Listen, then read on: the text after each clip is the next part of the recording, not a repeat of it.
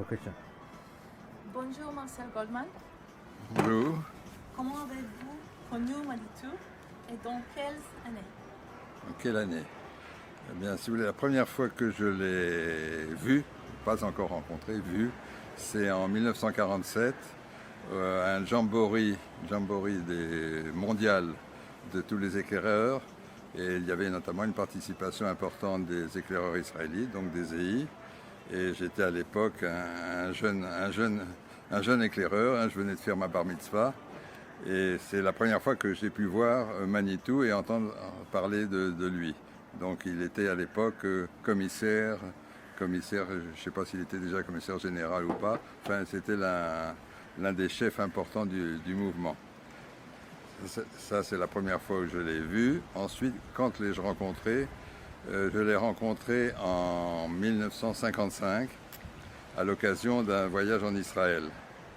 Il s'est trouvé que lui emmenait un groupe d'étudiants de l'école d'Orsay en Israël et que ma femme et moi, enfin ma femme, pas encore ma femme, ma future femme, nous étions sur le même bateau.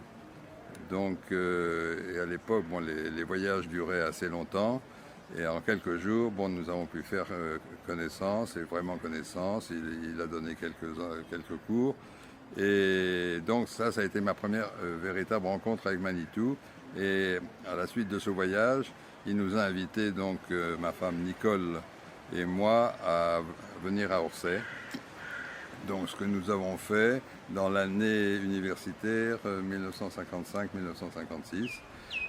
Nous étions déjà étudiants, donc nous n'avions pas besoin de suivre les cours de philo, puisque on était censé faire la dernière classe du lycée à Orsay. Nous étions déjà étudiants et puis assez avancés dans nos études, donc nous n'y allions que pour les cours de Manitou. Et donc on y allait 3-4 fois par semaine. Et là donc on a suivi son enseignement pendant une année entière. Bon, là je m'arrête peut-être parce que là c'était le début de la rencontre. Voilà.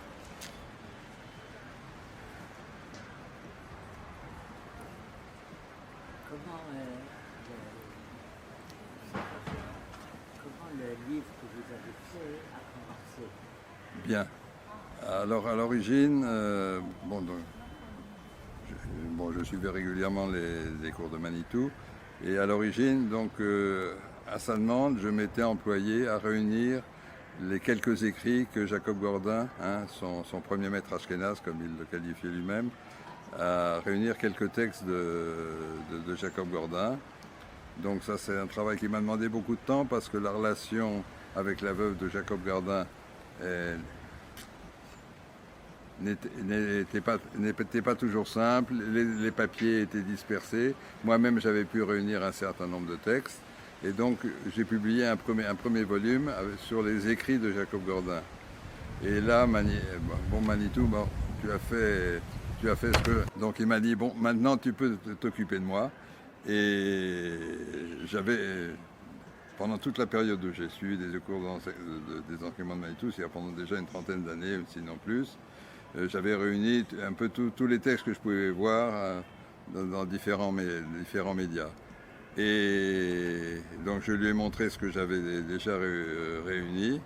Et ensemble, on a commencé à relire ces textes.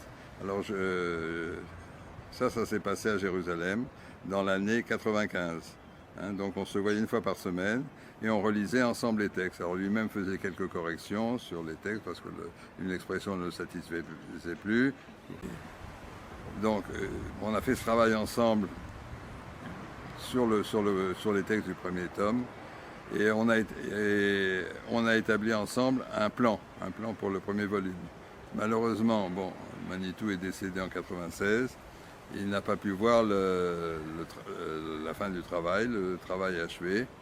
Et en ce qui concerne le deuxième tome, j'avais aussi, ça faisait partie des textes que j'avais réunis et qu'on avait pu voir ensemble. Et on avait esquissé un plan ensemble.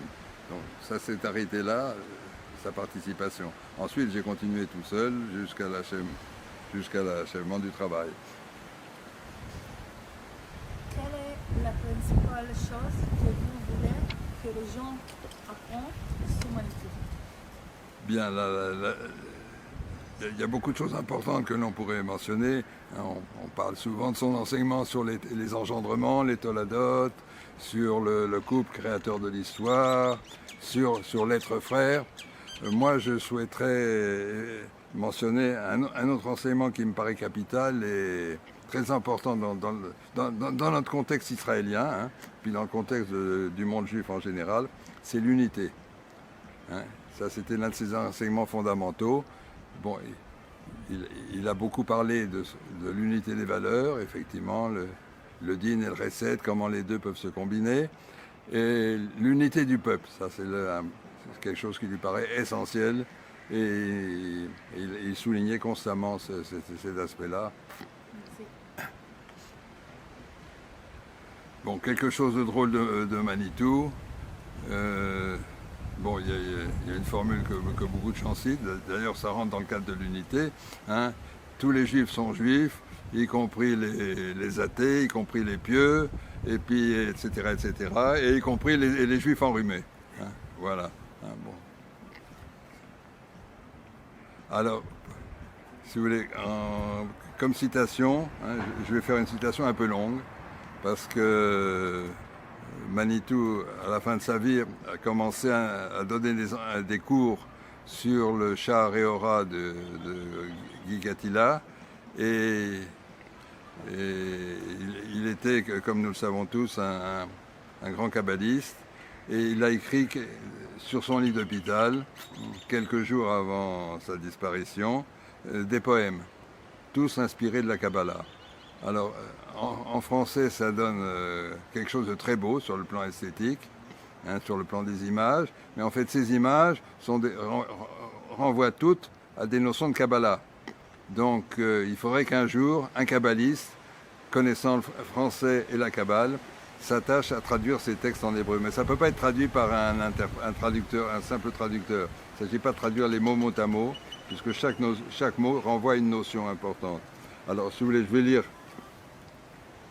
Ça me paraît la citation la plus importante qu'on puisse faire. Là, vous m'excuserez, c'est peut-être un peu long, mais ça en vaut la peine. Le poème s'intitule « Le mystère du mur ». Et lui-même, il avait noté à côté « Kir égale Yesh ». Bon, ce mystère est un secret. Depuis toujours, le mur attendait le geste créateur qui permettrait à la face de rencontrer la face. Depuis toujours, les deux visages du mur étaient séparés. Ils pleuraient, et leurs larmes ruisselaient à la face des cieux. Ils pleuraient, et les voix du silence disaient que ce mur était le mur des pleurs. Les larmes tombaient infiniment et fertilisaient la terre. Larmes de feu, larmes de pluie, larmes de vie. En arrivant à terre, chaque goutte de pleurs éclatait en sanglots, et les voix du silence vibraient de leur clameur. « Où es-tu, bien-aimé? Où es-tu, bien-aimé » Et c'était comme le deuil d'un veuvage avant les fiançailles. Un jour, dans le long temps des jours, l'infiniment secret, l'infiniment mystérieux, l'énigmatique, l'ancien des jours, décida de mettre fin à la souffrance des visages de solitude. Il tira l'épée magique de son fourneau d'éternité, de son fourreau d'éternité, et dans un soupir dont l'écho se fait encore entendre, il fendit le mur en son milieu et en retourna les brisures. Face à face, celles de l'extérieur se rencontrèrent enfin, et la lumière fut. Mais le cœur du mur était brisé. Le bonheur d'être de l'étreinte infinie au séjour de l'unique devint le malheur originel des nouvelles faces extérieures, celle de la création seconde qui mène à la gloire de la rédemption pour la première création. Ce malheur deuxième était d'autant plus grand pour le cœur séparé que la cause réelle de son drame était cachée, secrète, énigmatique, mystérieuse. C'était le mystère d'un secret dont la porte fut gardée par l'ange à l'épée tournoyante, celle qui trace en cercle les haies de l'interdit. Les voix du silence appellent cela le paradis perdu, afin que le visage rencontre le visage. Cependant, une fois, par éternité, à l'horloge de la loi des temps, les visages perdus se retrouvent un instant. Au dehors, dans le séjour nombreux, le tonnerre et la tempête des anciennes figures de la solitude éternelle éclatent de terreur d'avoir à retrouver l'infinie séparation. Elles hurlent à la vie, et c'est cela le bruit du monde. Mais à l'intérieur du séjour de l'unique, nous nous sommes reconnus, nous nous sommes retrouvés, et le mystère se fait miracle. Bonjour, au revoir, à bientôt. Pour un autre instant d'éternité, quand les temps seront mûrs. Alors quand on entend ce bonjour, au revoir, à bientôt, dans la bouche, sous la plume de quelqu'un qui va mourir dans les semaines, dans les jours qui suivent, on est brisé. Oui, oui. Merci beaucoup. Bakasha.